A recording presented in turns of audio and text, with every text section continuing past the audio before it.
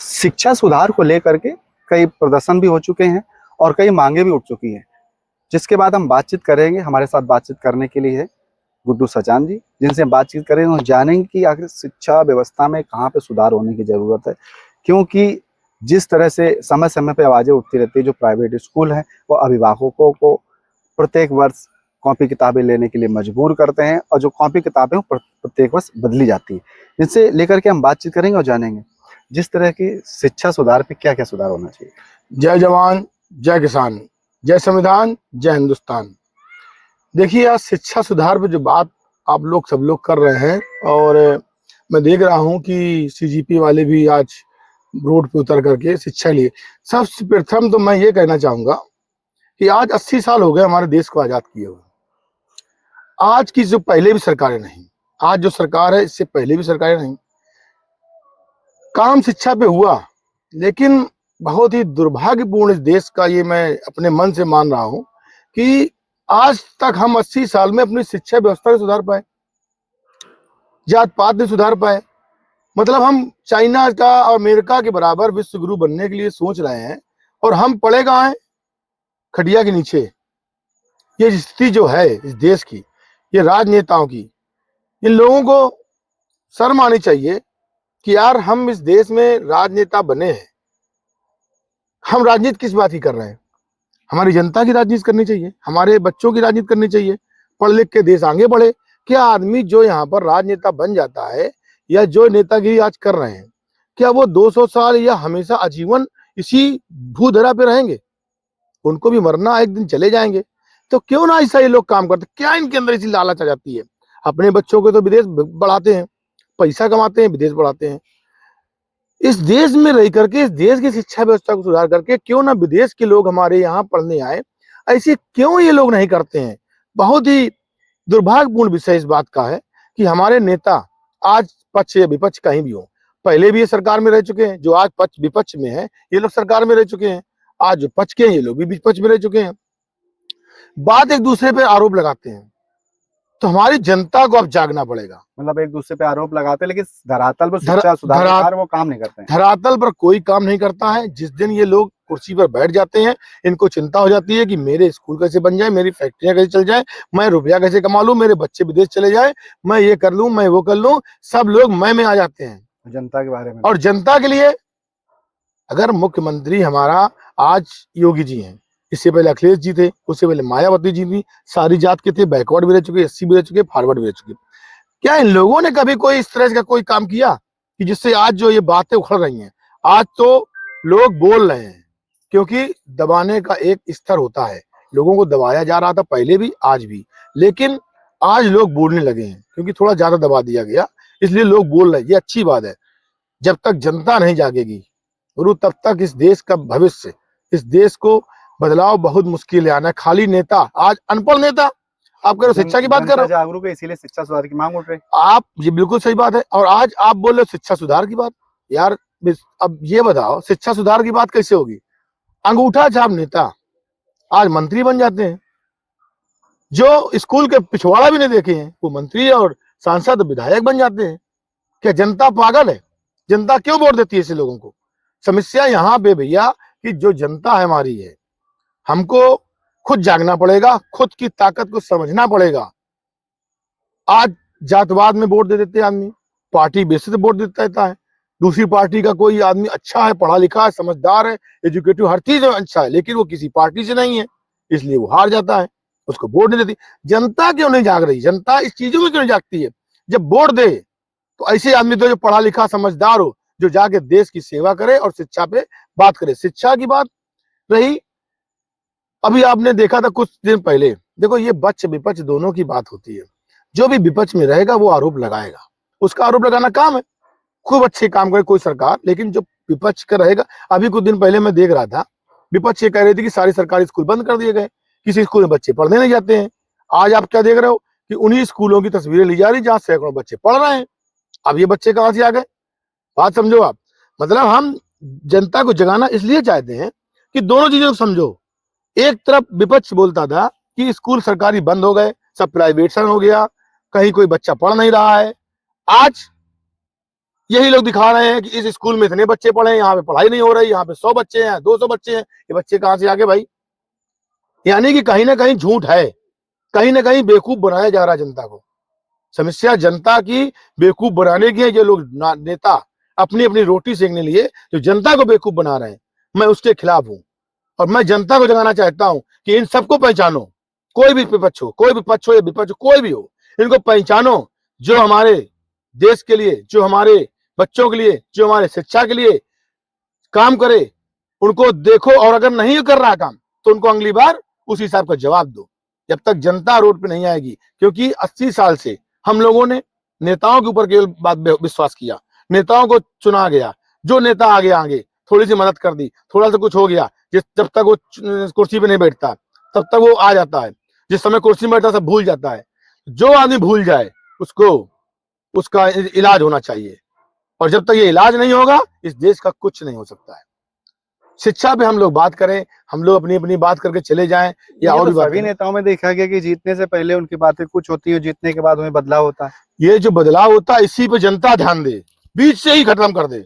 ऐसी एक सरकार की नीयत होनी चाहिए कि जनता अगर बगावत कर दे, उस नेता को डर होना चाहिए कि 5 साल किया मैं 2 साल में हटा दिया जाऊंगा अगर मैं काम नहीं करूंगा जनता के लिए। ये तो नियम आने चाहिए ना, कानून इसका आना चाहिए कि अगर जनता 5 साल किसी ने कुछ प्रतिनिधि को चुनती है और उसके कानून आना चाहिए, अगर जनता को काम नहीं कर रहा है और जनता से वादा कर रहा है वो पूरे नहीं कर रहा, तो उसको तो ऐसा होना चाहिए। जनता और सरकार दोनों के लिए नियम आना चाहिए। सरकार और विधायक और जो नेता है उनके लिए नियम आना चाहिए कि अगर आपने जो मैन्युफैक्चर बनाते हैं अपने, उसके रूप से आप काम नहीं कर रहे हैं, आपके 2 साल 3 साल आपको मौका दे दिया गया, आपने उस जो मैन्युफैक्चर बता के आप जनता को लालच प्रभावित, आप लालच देते हैं और जिससे वोट लेते हैं, अगर वो आप उस पर काम नहीं कर रहे हैं तो आपको बीच से ही हटाने का अधिकार जनता को होना चाहिए, और संविधान में होना चाहिए चीज। भाई आपने लालच दे दिया कि मैं ये करूंगा, मैं वो करूंगा, सीट बनने के बाद आप जान गए तो 5 साल के लिए मेरे बाप की है सीट, अब तो हटाए नहीं जाएंगे, आप जो मर्जी करो, लूट मचाओ, अपने घर वालों को बढ़ाओ, ये गलत है ना।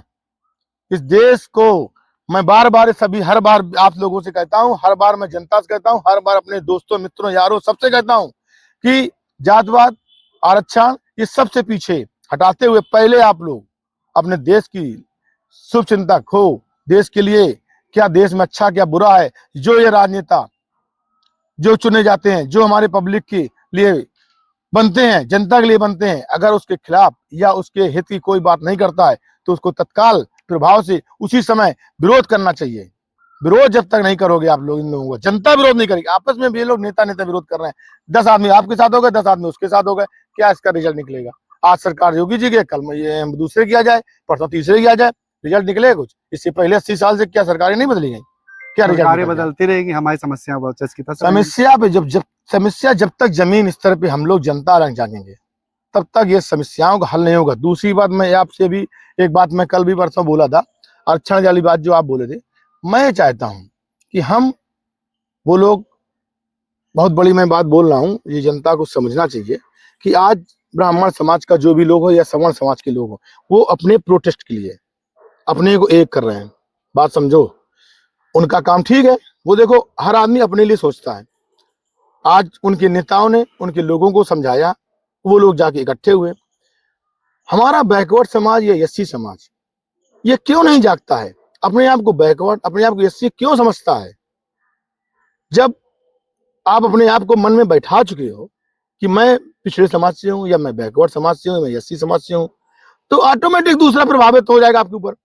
अरे आप दमदारी से खड़े हो ना, सीना तान के, आप तो कमजोर नहीं मजबूत समझो ना अपने आप को। आप क्यों समझते हो कमजोर? समझो जो मजबूत है वो भी कमजोर समझ रहा है, वो भी चाहता है मुझे आरक्षण की लालच मिल जाए। अरे क्यों? आप आज एक घर में 4 आईएएस है, मान लो एससी समाज के हो या बैकवर्ड समाज के, वो भी चाहते, फिर भी वो चाहते हैं कि मैं तो एससी हूँ। आपने अपने जब मन में, जो आदमी मन से गिर चुका है वो आदमी कैसे आगे बढ़ेगा? अपने मन को आगे बढ़ाओ, अपने आप को आगे बढ़ाओ, दूसरा तो गिर ही जाएगा, दूसरा समझ जाएगा।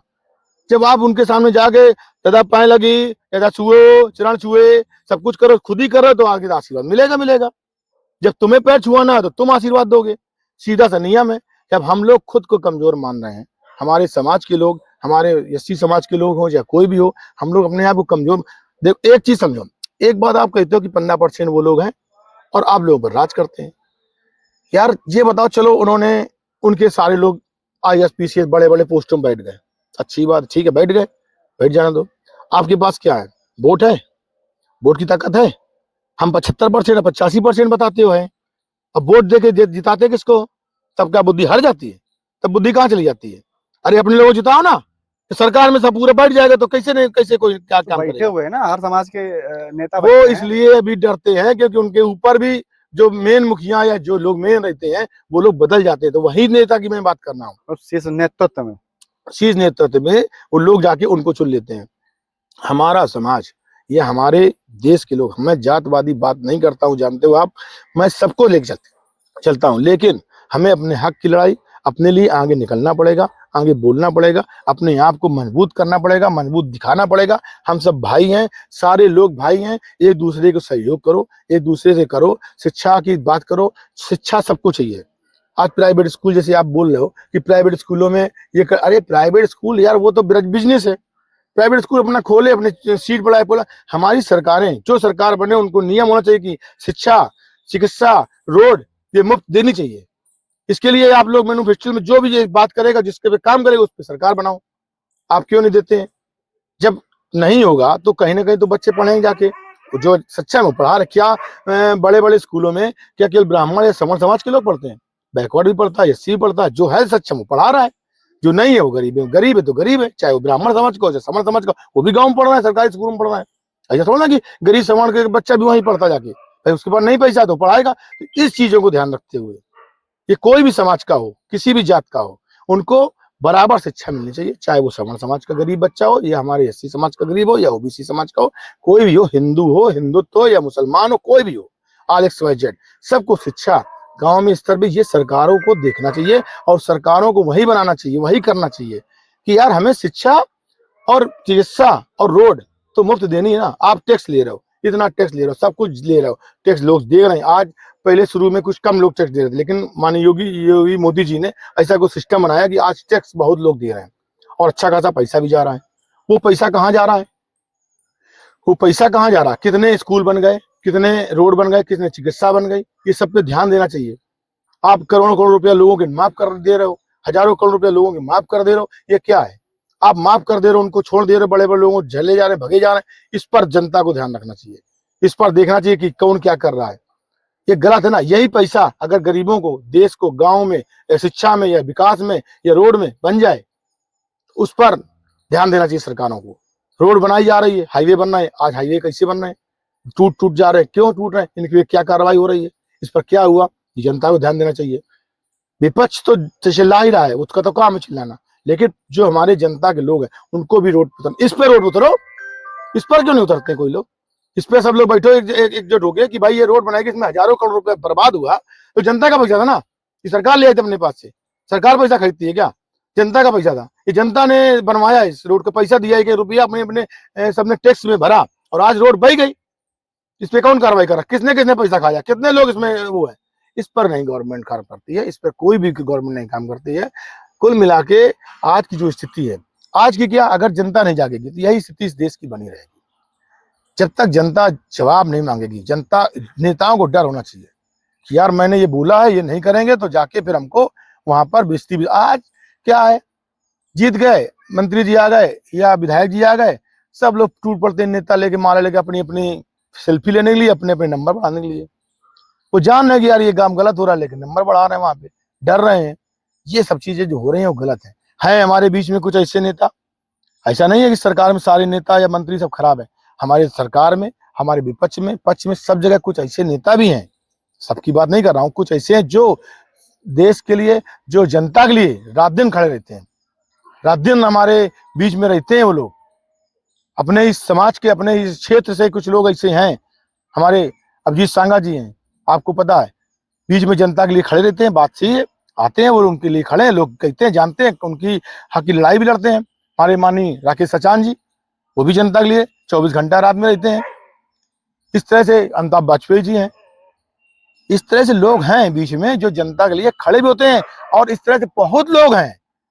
कुछ लोग हैं जो केवल अपनी जेबें भर रहे हैं, उन लोगों को ध्यान रखना चाहिए। और ये लोग सरकारें क्या करती हैं, आज सरकार आपकी बन गई, वही नेता मंत्री आपके यहाँ चले गए, आज मेरी बन गई, हम आज विरोध कर रहे हैं, मैं आपके चले, इस पर भी रोक होना चाहिए। जो विरोध कर रहा है जिस पार्टी का, फिर उस पार्टी में कहीं चला गया भाई, कोई भी हो, आज आप विरोध करते हो, आज आपको लगता है ये खराब है, कल अगर उन्हें आपने मंत्री पद दे दिया या विधायक का टिकट दे दिया, वो अच्छे हो गए। तो ये जो दोगली राजनीति इस तरह की होती है, इस पर जनता गौर करे कि जो आदमी दल बदल के जाता है, आपका क्या हुआ, आपका कोई विचार ही नहीं बचा, आपका कोई विचार नहीं है, आपका कोई नियम कानून नहीं है, आज आप विरोध कर रहे हो, कल आपको तलवा चढ़ते हो। ऐसे इस तरह की अभी आप पार्टी के वो एक थे, कई लोग थे आप पार्टी में, वो तो क्या नाम था, बहुत अच्छा नाम है उनका, वो बहुत राघव चड्ढा जी, कितना विरोध करा बीजेपी का, और ऐसा लगता था कि इससे बड़ा कोई आदमी नहीं, अच्छा कल को कुछ हो गया, लालच हो गया, दबाया गया किसी भी कारण से, आप गए। अब इसमें लोगों के इतने कुछ चीजें ऐसी होती हैं जो मजबूरियां होती जाने की, ये सब जनता को ध्यान रखना चाहिए। इस तरह के लोगों को जो दल बदल करके जाके फिर पलट जाते हैं, ये पलटू नेताओं को बंद होना चाहिए तमाशा। बहुत बहुत धन्यवाद आपका। जय जवान, जय किसान, जय हिंदुस्तान, जय संविधान।